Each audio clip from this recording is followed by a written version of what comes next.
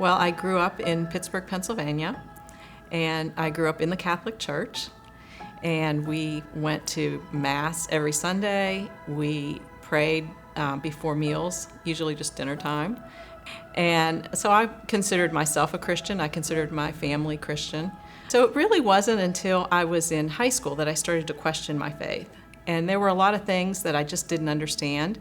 I didn't understand what was happening during the Lord's Supper, and I didn't understand why I still felt guilty after I went to confession, just like I did before I went to confession. And right around that time, my grandfather was diagnosed with cancer, and that completely rocked my world.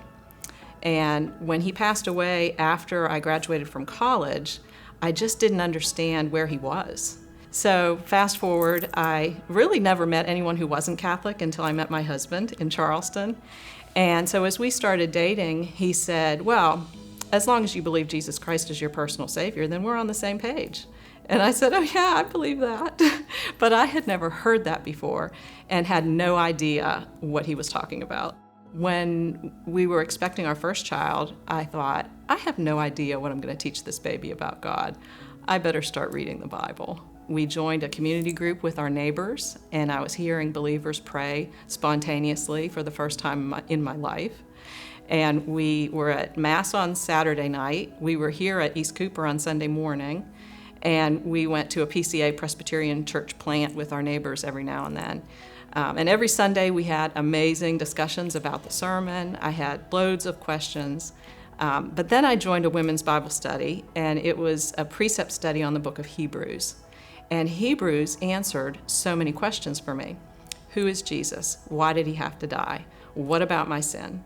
And then things were just starting to come together, all of the input from all the different places. And as a new mama with a baby, it really struck me how God the Father would sacrifice his son for the sins of other people. It just really hit me hard, and I thought, he's God. And another time I was talking with my husband, and I said, no one really knows what happens when you die. No one's ever died and come back to tell us about it. And he said, oh, yes, one person has. And I said, who? And he said, Jesus Christ. And I thought, oh. And that really changed my thinking also.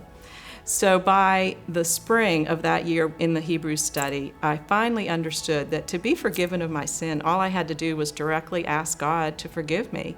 And because Jesus had died for my sins, not just the sins of the whole world, but for me, that I was forgiven. And I just felt huge peace. And I just want people to know the hope and the joy that's found in him, because no matter what we're going through, he is always good news.